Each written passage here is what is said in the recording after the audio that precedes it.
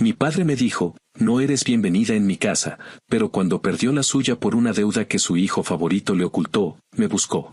Yo solo respondí, no eres bienvenido en la mía. Cuando pienso en el día en que mi papá me dijo que no era bienvenida en su casa, todavía siento esa mezcla de enojo, tristeza y vergüenza que me dejó paralizada por un buen rato. Yo tenía 24 años y estaba empacando mis cosas porque finalmente había decidido mudarme con mi novio, algo completamente normal en cualquier parte, menos en la cabeza rígida y anticuada de mi papá. Mi hermano Eddie llevaba viviendo con su novia desde que apenas cumplió los 19, y a él nunca le dijo nada, jamás una crítica, jamás una advertencia de esas que se guardaba especialmente para mí. Pero claro, Eddie siempre fue el hijo perfecto, el orgullo, el que podía cagarla y aún así mi papá lo celebraba. A mí, en cambio, me veía como la oveja descarriada que necesitaba control y supervisión como si fuera una niña. Recuerdo que ese día, mientras yo metía mis libros y mi ropa en cajas, él caminaba detrás de mí como si estuviera revisando que no me robara nada, y en cierto momento me dijo que si me iba con mi novio, entonces no regresara llorando cuando las cosas me salieran mal. Y cuando no reaccioné a su chantaje barato, soltó la frase que me marcó con una fuerza que todavía duele, que no era bienvenida en su casa y que mientras no entendiera el significado de la palabra familia, él no tenía nada que hablar conmigo. Yo no respondí, porque cualquier cosa que dijera solo iba a empeorar todo, así que tomé mis llaves, cerré la puerta y traté de no derrumbarme en el estacionamiento. A partir de ahí, dejó de hablarme de un día para otro. Me bloqueó de su teléfono, de sus redes, de cualquier forma de contactarlo. Mi mamá me llamaba a escondidas porque él le prohibía mencionarme. A veces hablábamos apenas unos minutos porque ella tenía miedo de que él entrara y escuchara. Era absurdo, como si yo fuera una especie de enemiga peligrosa. Mientras tanto, Eddie seguía siendo su adoración. Él podía faltar al trabajo, meterse en problemas, endeudarse, lo que fuera, y mi papá siempre encontraba la forma de justificarlo. Pero a mí me cortó sin pestañear solo porque decidí vivir mi vida. Los años pasaron y yo avancé.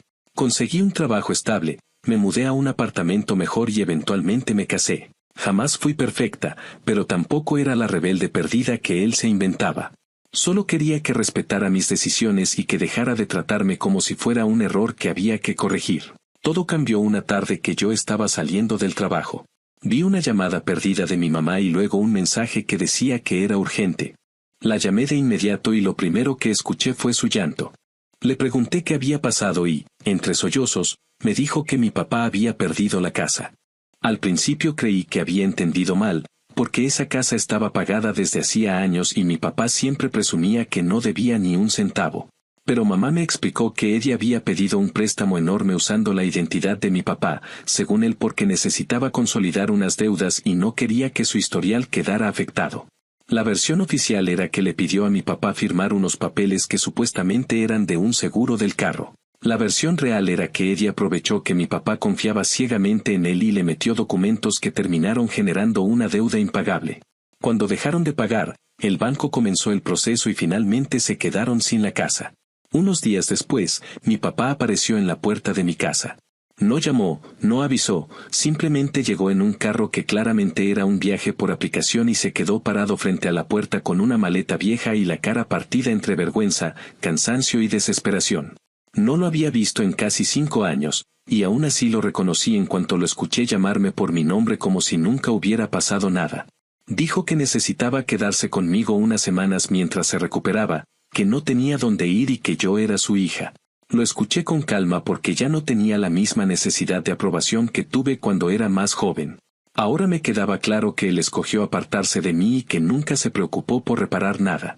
Recordé cada llamada ignorada, cada cumpleaños en el que hizo como si no existiera, cada vez que prohibió a mi mamá hablarme, cada rumor que me llegaba de que él se refería a mí como si yo hubiera sido una decepción. Le respondí que no podía ayudarlo, que él mismo fue quien me dijo que no era bienvenida en su casa y que yo no pensaba abrirle la puerta ahora que necesitaba algo de mí.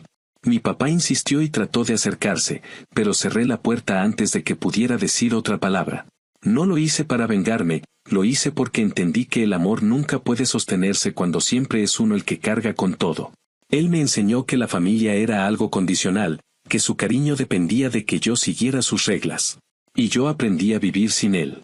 Ese día no sentí placer ni triunfo, solo una especie de paz extraña, como si por fin hubiera tirado una piedra que llevaba cargando demasiados años. Y así empezó todo este desastre, uno que nunca busqué, pero del que ya no pienso huir. Actualización 1. Había pasado un poco más de una semana desde que le cerré la puerta a mi papá, y aunque pensé que ese sería el final del asunto, descubrí que apenas era el comienzo. Todo empezó con una llamada de Eddie, que apareció en mi teléfono con ese tono arrogante que siempre usaba cuando quería exigir algo sin tener que admitir que estaba pidiendo un favor. Apenas contesté, empezó a reclamarme que qué chingados me pasaba, que cómo era posible que hubiera dejado a papá tirado como si fuera cualquier desconocido, que él estaba sufriendo y que yo tenía la obligación de ayudarlo porque era su hija y porque al final la familia debía estar unida en los momentos difíciles. Lo escuché sin interrumpirlo porque ya lo conozco y sé que si lo frenas empieza a gritar. Cuando terminó su mini discurso, le pregunté por qué no empezaba por decirme la verdad sobre el préstamo que pidió a nombre de mi papá. ¿Por qué no explicaba cómo había logrado que mi papá firmara documentos sin saber lo que estaba autorizando? Y sobre todo por qué pensaba que yo tenía que solucionar el desastre que él mismo había causado. Se quedó callado unos segundos, quizás porque no esperaba que yo ya estuviera enterada de todo, y después trató de justificarse diciendo que lo hizo porque necesitaba dinero, que la situación se le había salido de las manos y que papá nunca entendía nada de bancos ni de trámites. Luego remató diciendo que lo importante ahora no era buscar culpables sino arreglar la situación. En ese momento me di cuenta de que Eddie no se arrepentía de nada y que esperaba que todos los demás cargaran con su mierda como siempre. Después de discutir con Eddie, recibí un mensaje largo de mi mamá contándome que mi papá estaba quedándose temporalmente con una tía que vivía más lejos, y que ella estaba angustiada porque toda la familia estaba criticándola por mi comportamiento. Me decía que en la última reunión familiar algunos de mis tíos la habían acusado de haber criado a una hija ingrata y que ella ya no sabía cómo defenderme sin provocar discusiones. Me pidió que reconsiderara, que hablara con mi papá, que no lo dejara solo en la situación en la que estaba. Pero yo no podía ignorar el hecho de que él mismo me expulsó de su vida y me negó como hija durante años, y ahora pretendía que corriera a salvarlo como si nunca hubiera pasado nada. Le expliqué a mi mamá que yo entendía su preocupación, pero que no pensaba cargar con responsabilidades que no me correspondían, y que si la familia estaba buscando a quien culpar por todo lo ocurrido, podían empezar por Eddie, que había sido la raíz de todo este desastre. Al poco tiempo de todo esto, empezó una especie de campaña silenciosa en mi contra dentro de la familia. Me enteré por mensajes y llamadas de primos y tías que ni siquiera me hablaban desde hacía años. Unos decían que yo estaba actuando por rencor, otros que me había vuelto fría y que necesitaba recordar mis valores. Hubo incluso quien escribió que Dios me iba a juzgar por abandonar a mi padre en su peor momento. Sin embargo, ninguno mencionaba el papel de Eddie en el desastre. Para todos ellos él seguía siendo el hijo admirable, el muchacho que solo había cometido un error y que merecía comprensión.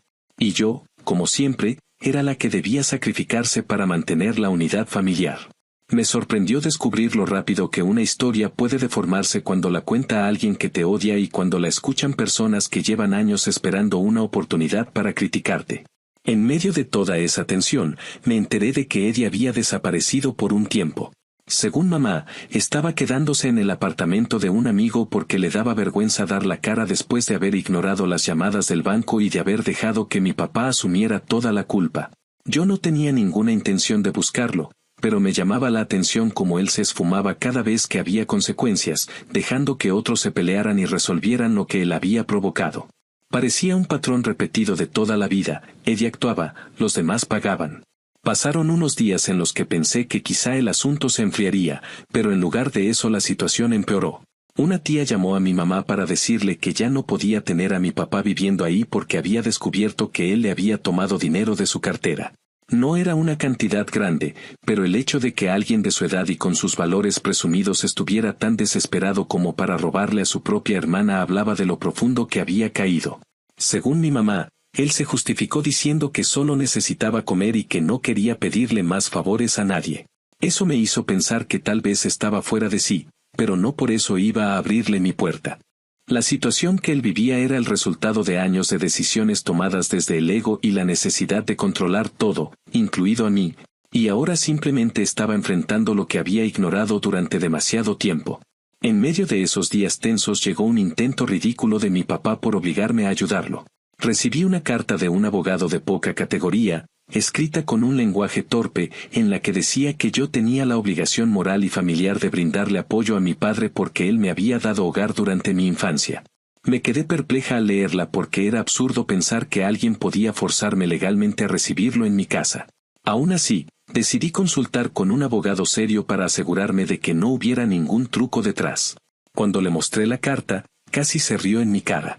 Me explicó que no existía ninguna ley que me obligara a darle alojamiento a un familiar adulto y que aquel intento era tan débil que probablemente sería rechazado antes de ser revisado. Y así fue, en menos de una semana la demanda fue desechada. Eso me confirmó que mi papá estaba dispuesto a cualquier cosa antes de enfrentar que necesitaba hacerse responsable de su vida. Durante todo este proceso, Eddie seguía desaparecido. No contestaba llamadas, no respondía mensajes y según mamá, cuando finalmente apareció, lo único que hizo fue echarle la culpa a mi papá por haber firmado los papeles sin leer. Escuchar eso me dio asco, porque incluso en el peor momento, Eddie seguía convenciéndose de que él no era culpable de nada. Y aún así, gran parte de la familia continuaba viéndolo como la víctima de un error de juventud. Esa capacidad que siempre tuvo para deslizarse fuera de las consecuencias era impresionante y perturbadora. La última vez que mi mamá me llamó para hablar del tema, la escuché agotada, como si la situación la estuviera destruyendo. Me dijo que mi papá estaba completamente perdido, que no entendía cómo había llegado a ese punto y que ella se sentía atrapada porque todos esperaban que mantuviera la fachada de unidad familiar mientras su vida se desmoronaba. Me pidió otra vez que hablara con él, que tratara de arreglar al menos una parte del conflicto. Yo ya no sabía cómo explicarle que no podía sacrificar mi estabilidad emocional solo para salvar a alguien que me rechazó durante años y que nunca se preocupó por reparar nada conmigo. Le dije que yo ya no iba a hacerme responsable de problemas que nunca causé y que si mi papá quería salir adelante, era él quien tenía que dar el primer paso, no yo. En ese punto entendí que esta primera semana solo había sido una demostración de lo que sucede cuando una familia entera está construida alrededor de preservar la imagen de un hijo favorito y de culpar al resto por cualquier fractura. También entendí que este no era un simple conflicto familiar sino una consecuencia de años de dinámicas enfermizas. Lo único claro era que yo no pensaba volver a ocupar el lugar que ellos esperaban, ese papel de hija sacrificada que todo lo aguanta para que nadie se sienta incómodo. Ya no era esa niña, y lo que venía después solo iba a confirmar que había hecho lo correcto al no abrirle la puerta. Ya no era mi responsabilidad cargar con los desastres de nadie. Y con el paso de los días, descubriría que la situación estaba lejos de terminar. Actualización 2. Habían pasado unas cuantas semanas desde esa tormenta inicial y pensé ingenuamente que el asunto comenzaría a perder fuerza. Me equivoqué por completo. Fue como si mi negativa hubiera activado un mecanismo interno en mi papá, uno que llevaba dormido muchos años, ese mecanismo que le hacía creer que la autoridad que tenía cuando yo era niña seguía vigente. No sé si fue el orgullo herido o esa necesidad absurda que siempre tuvo de controlar el relato, pero lo cierto es que, de un día para otro, la situación dio un giro tan ridículo que tuve que leer 2 veces una carta para confirmar que de verdad estaba viendo lo que estaba viendo. Un día por la tarde, cuando volví del trabajo, encontré en mi buzón un sobre extraño, más grueso de lo normal. Al abrirlo, vi varias hojas con el membrete de un despacho de esos que parecen operar desde una oficina improvisada en una lavandería. El texto decía algo que en ese momento me pareció surrealista: mi papá estaba exigiendo que yo lo alojara, alegando que, por haber cuidado de mí durante mi infancia, yo tenía ahora un deber moral que debía cumplirse. La carta era un intento de demanda que ni siquiera estaba redactado con coherencia, como si la persona que la escribió hubiera copiado frases de una serie legal sin entender su significado. Al principio pensé que era una broma pesada de alguien de la familia, pero al leer mejor me di cuenta de que era real. Lo que más me sorprendió no fue la demanda en sí, sino el hecho de que mi papá creyera que podía obligarme a usar mi casa como refugio para él después de haberme expulsado emocionalmente durante tanto tiempo. Consulté con un abogado de verdad, uno cuyo correo electrónico no tenía faltas de ortografía en el nombre. Cuando le mostré la carta, apenas pudo controlar la risa. Me explicó calmadamente que no existe ninguna obligación legal que me fuerce a recibir a mi papá en mi hogar. Que existen leyes sobre manutención de padres en ciertos estados, pero incluso bajo esas reglas extremas, nadie puede exigirme que lo meta bajo mi techo. Añadió que el escrito estaba tan mal elaborado que, si lo ve un juez, probablemente lo descarta sin siquiera programar una audiencia. Efectivamente, en menos de una semana todo quedó anulado. No hubo reunión, no hubo revisión, no hubo absolutamente nada. Solo una notificación que decía que el reclamo carecía de fundamento. Yo no sabía si sentir alivio o vergüenza ajena, porque era humillante ver a mi papá rebajarse a ese nivel sin darse cuenta del daño que estaba haciendo. Cuando me enteré de que el intento había fallado, pensé que tal vez ahí terminaría todo, pero nuevamente estaba subestimando el patrón de comportamiento al que él siempre regresaba cuando perdía el control. Mi mamá me llamó días después para decirme que mi papá estaba furioso, no porque la demanda se hubiera rechazado, sino porque yo había consultado a un abogado sin considerar la posibilidad de resolver esto como familia. Esa frase me dejó helada. Me hablaba como si yo fuera la extraña que está dañando un núcleo familiar que él mismo se encargó de quebrar hace años. Mi mamá decía que él estaba convencido de que yo estaba actuando movida por rencor, que no entendía por qué me negaba tan tajantemente a ayudarlo cuando él solo necesitaba un tiempo y un techo. Fue frustrante escucharla repetir casi palabra por palabra el discurso que él severamente le había dictado, porque aunque ella trataba de ser neutral, se notaba que estaba agotada emocionalmente. No pude evitar sentir compasión, pero al mismo tiempo sabía que ella había sido cómplice de esa dinámica durante años, aun si lo hacía por miedo o costumbre. Y mientras mi papá seguía moviéndose de casa en casa según quien aguantara más sus quejas, Eddie continuaba desaparecido. Parecía que se escondía a propósito para evitar cualquier responsabilidad, como si en su cabeza la culpa hubiera sido transferida totalmente a mi papá y él no tuviera por qué enfrentar absolutamente nada. De vez en cuando mi mamá decía que había escuchado que Eddie estaba trabajando temporalmente en algo, pero nadie sabía mucho más. Yo sospechaba que simplemente estaba huyendo antes de que alguien le exigiera respuestas. Ese comportamiento era la continuación natural de su forma de ser desde niño, cuando rompía algo y corría a esconderse detrás de mi papá, dejando que él resolviera todo. A mediados de ese mes las cosas volvieron a complicarse. Mi tía, la misma que lo había acogido inicialmente, lo corrió de su casa. Me enteré porque mi mamá me llamó llorando, diciéndome que mi papá había tomado dinero de la cartera de mi tía y que ella se sintió traicionada. Según lo que me contó, mi papá negó haberlo hecho al principio, pero luego dijo que lo había tomado porque no tenía dinero para comer y que no quería seguir pidiéndoles favores a los demás. Yo entendía que estaba desesperado, pero también me quedaba claro que estaba repitiendo patrones destructivos. No era la primera vez que trataba de conseguir lo que quería de maneras torcidas cuando se encontraba contra la pared. Era como si, al no tener un enemigo visible, buscara cualquier excusa para justificar lo injustificable. El punto más indignante de esa etapa ocurrió cuando una tarde, sin previo aviso, escuché golpes en mi puerta. Eran golpes insistentes, fuertes, casi como si alguien quisiera tumbarla. Al mirar por la mirilla, vi a mi papá ahí parado. Estaba más delgado, con la ropa arrugada, la mirada perdida. Me pareció verlo más viejo que nunca, como si los últimos meses le hubieran caído de golpe. Se notaba que estaba cansado, desesperado, pero también había algo más, una insistencia que reconocí de inmediato. Ese mismo gesto terco que tenía cuando yo era niña y él insistía en que debía pedir perdón incluso cuando yo no era quien había hecho algo malo.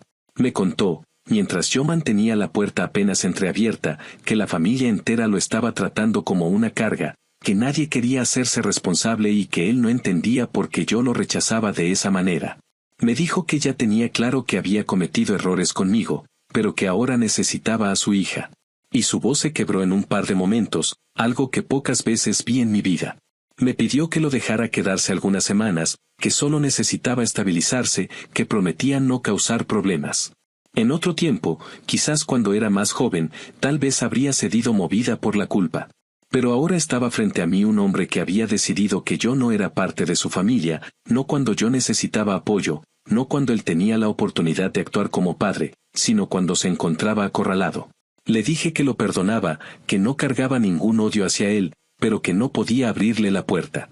Le dije que esa decisión que él tomó años atrás, cuando me dijo que no era bienvenida en su casa, había tenido consecuencias reales, que no podía pretender que nada hubiera pasado y esperar que yo resolviera su vida. Le expliqué que necesitaba buscar ayuda profesional, que debía asumir su responsabilidad, que yo no estaba dispuesta a convertirme en la salvadora que él necesitaba en este momento. Mientras hablaba, Él trató de decir que yo no entendía lo duro que era estar solo a su edad, pero yo sabía que esa soledad no era nueva. Era una soledad que él mismo había construido cuando decidió quién valía y quién no dentro de su familia.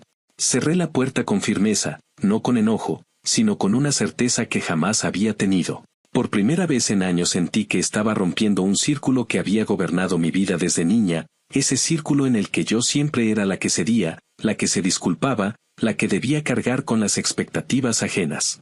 Él se quedó un momento afuera, sin moverse, como si estuviera esperando que cambiara de opinión. No lo hice. Se fue sin decir más. Esa noche, mientras trataba de procesar todo lo que había pasado, entendí que este conflicto ya no era sobre si yo debía ayudarlo o no, sino sobre el precio que estaba dispuesta a pagar por mantener una paz que nunca había sido verdadera. En esa puerta cerrada no había rencor, había liberación.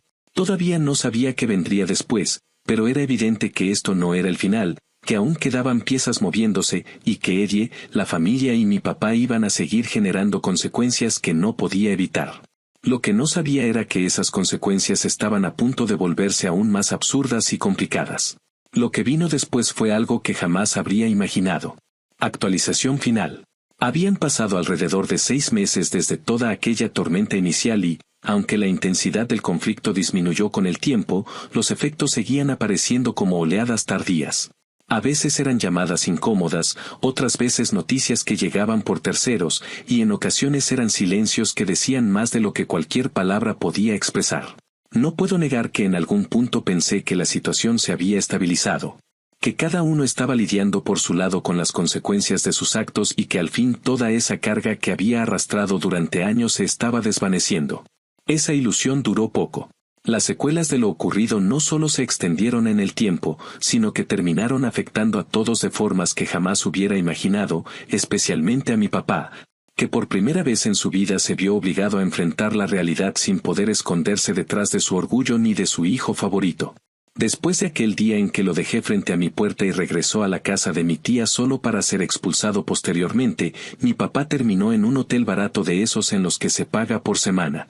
Me enteré por mi mamá, que seguía manteniendo un extraño equilibrio entre querer apoyarlo y al mismo tiempo no soportar la tensión que él generaba con sus exigencias y comentarios. Ella me contaba que él estaba trabajando en un almacén descargando mercancía, un trabajo completamente distinto a lo que había hecho toda su vida, y que al principio lo tomó como si fuera una injusticia, como si el mundo estuviera empeñado en castigarlo por algo que no merecía. Pero con el paso de los días se fue calmando, quizá porque ya no tenía a nadie que pudiera soportar sus explosiones de carácter. Según mi mamá, estaba tan cansado al final de cada jornada que apenas tenía energía para quejarse. Era extraño imaginarlo así, un hombre que siempre había creído estar por encima de los demás, de pronto obligado a aceptar trabajos que nunca habría considerado dignos para él. Aún así, mi mamá insistía en que yo debería hablar con él. Decía que estaba cambiando, que necesitaba a su hija, que todos en algún momento caen y requieren apoyo. No le respondía siempre, incluso a veces dejaba sus mensajes sin abrir porque sabía que si empezábamos esa conversación terminaríamos en un patrón que llevábamos arrastrando desde que yo era adolescente, uno en el que ella me pedía comprensión para justificar decisiones que jamás habrían sido justificadas si las hubiera tomado cualquiera que no fuera mi papá o Eddie. No quería caer de nuevo en esa dinámica. Por eso estaba siendo más cuidadosa que nunca con mis límites. Lo que yo no sabía entonces era que Eddie estaba por agregar un giro inesperado a todo esto, uno que mostraría que él no iba a cambiar, sin importar cuántas consecuencias acumulase. Un día, casi por casualidad, escuché a través de uno de mis primos que Eddie había sido arrestado en otro estado. Al principio pensé que era un rumor exagerado, algo que alguien había oído y deformado, pero al poco tiempo mi mamá me confirmó la noticia con una voz tan cansada que apenas podía distinguir si estaba triste, frustrada o simplemente resignada. Eddie había estado usando la identidad de una persona para abrir cuentas y solicitar créditos, y alguien lo denunció. La policía lo encontró después de revisar un rastro de transacciones que parecían hechas por un niño jugando con la información financiera de un adulto. La ironía era tan obvia que ni siquiera valía la pena mencionarla. Mi mamá estaba angustiada porque no sabía cómo ayudarlo, mientras que mi papá, según me contaron, tuvo un colapso emocional al enterarse. Era como si el pedestal que él mismo había construido para Eddie se desmoronara frente a sus ojos. Creo que ese fue el golpe más duro para él, más que perder la casa o quedarse sin apoyo de la familia, porque tuvo que aceptar que Eddie no era la víctima perfecta que había defendido toda su vida, sino un adulto que repetía los mismos errores una y otra vez sin intención alguna de corregirse. Con el paso del tiempo, mi papá dejó de intentar involucrarme a la fuerza. Era evidente que comprendió, por fin, que yo no iba a ceder simplemente porque él lo necesitara. En vez de eso, empezó a enfocarse en sobrevivir, en encontrar cierta estabilidad. Mi mamá me contó que se había inscrito en un programa de terapia a través de la iglesia donde asistía una prima y que, aunque al principio se mostró reacio, comenzó a asistir regularmente. Eso me sorprendió porque jamás lo imaginé sentado frente a alguien admitiendo errores o debilidades. Siempre creyó que admitir una falla era entregarle el poder a otra persona. Sin embargo, parecía que la realidad había sido tan abrumadora que ya no tenía espacio para más máscaras. Pasaron algunos meses antes de que finalmente recibiera un mensaje suyo. No fue una llamada, ni un reclamo, ni un intento de manipulación, sino un mensaje sencillo, largo, escrito con un tono completamente distinto al que había usado durante toda mi vida. Me dijo que entendía por qué no lo había dejado entrar, que sabía que había sido un mal padre conmigo y que lo que había pasado no era responsabilidad mía. Admitió que había tomado decisiones desde su orgullo, que había favorecido a Eddie incluso cuando sabía que estaba arruinándose. Describió que había pasado noches completas pensando en cómo había permitido que la familia se fracturara de esa manera y que, si yo estaba dispuesta, quería intentar reconstruir algo, aunque fuera pequeño. No pedía que lo cuidara ni que lo ayudara económicamente, solo decía que quería ser parte de mi vida si yo se lo permitía.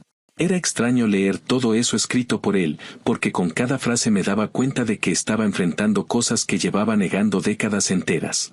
Recuerdo que me quedé observando ese mensaje durante un largo rato sin saber exactamente cómo responder.